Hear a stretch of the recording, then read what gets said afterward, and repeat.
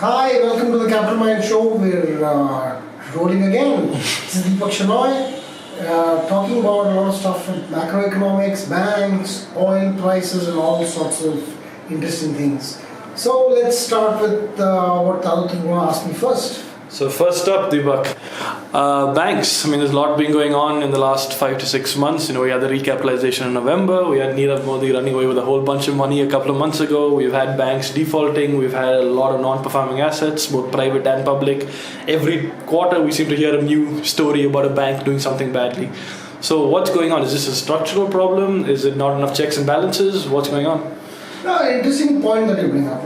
I think banks haven't yet defaulted, so we'll just to remove any fear that has happened. But overall, two things: the bank recapitalization actually hasn't yet happened.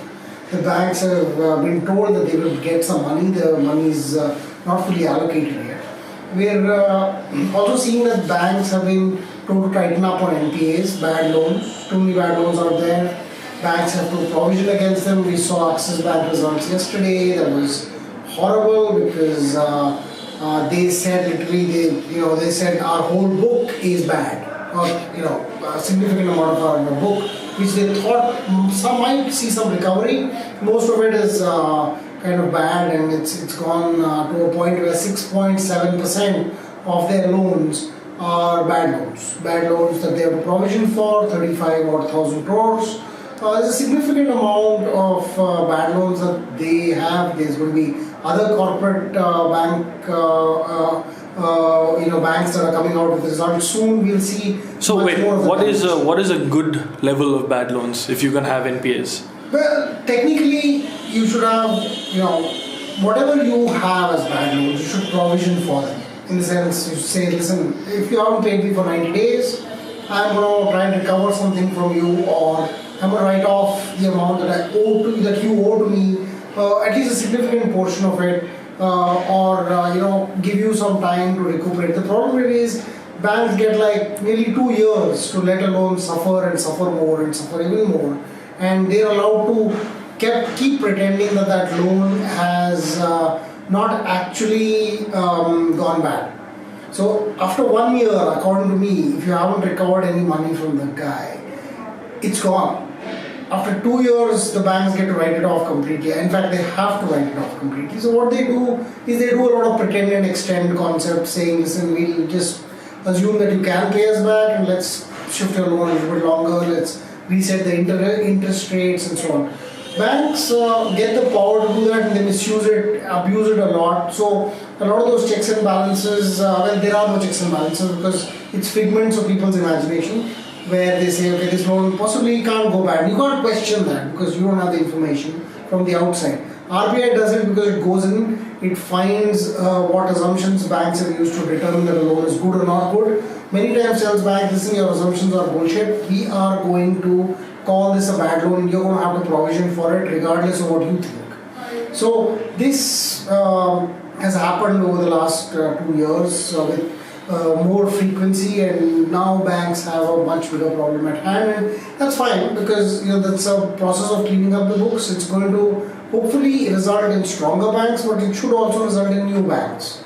The newer banks which are less impacted might come and take over assets, or the better assets from the older banks. Can you give me some examples? What do you mean newer banks? You mean altogether new, or just a newer brand? Could be newer altogether, could be a bank that has not been exposed to this. For instance, HDFC Bank has very little corporate exposure in comparison with, say, Punjab National Bank. So it's likely that some of the good guys who borrow from Punjab National Bank can now go to HDFC and say, listen, give us a loan, we'd like to participate in.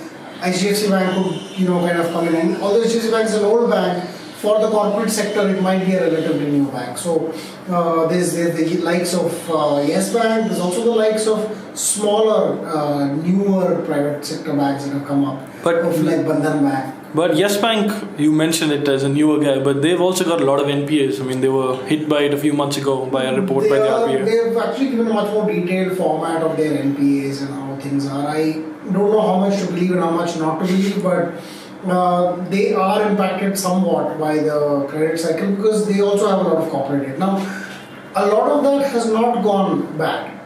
to their credit. So if it does, then I think they will also get impacted. But to a very large extent, yes, it's a very tiny player in this whole banking sector. So they're a 1 lakh crore kind of a bank, or 1.5 lakh crore kind of a bank, versus Punjab National Bank, which is a 6.5, 7 lakh crore kind of bank. So they're 4 or 5 times the size. So for them to be able to take 10% of PNB's loan book away from them would result in them getting 40% more loans, simply because they're so much smaller than PNB. So, just want to know, is this a structural problem, or is this just a bad cycle of loans? What's going on right now? I feel a bad cycle of loans is a structural problem. It's not really a cyclical problem. You don't get bad loans for a small cycle and then it kind of somehow fixes itself. The idea is that some bad loans will occur in the industry no matter what the cycle of the industry is. You're getting a lot of them simply because RBI is forcing the banks to recognize them, which is a structural issue. That means you had these bank loans, you refuse to recognize them, and now we're forcing you to, and therefore your books are hit. So that's happening. However, there's a lot of hope also. Like Axis Bank, despite showing absolutely disgusting results, was up 9% today. So, try that out. Okay, so final question then. Since we've gone through it's a structural problem, but it's also an issue of the RBI finally pushing a spotlight on these loans.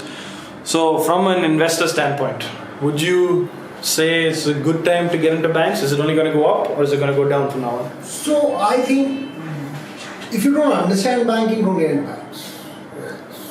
Just as simple as that. If you understand banking, then you'll know which ones are the stronger ones. So there's the large private sector, there's HDFC IndusInd, which seem to be relatively strong. There is the mid private sector, which is the DCB, and maybe to a certain extent Yes, though it's becoming a larger bank now.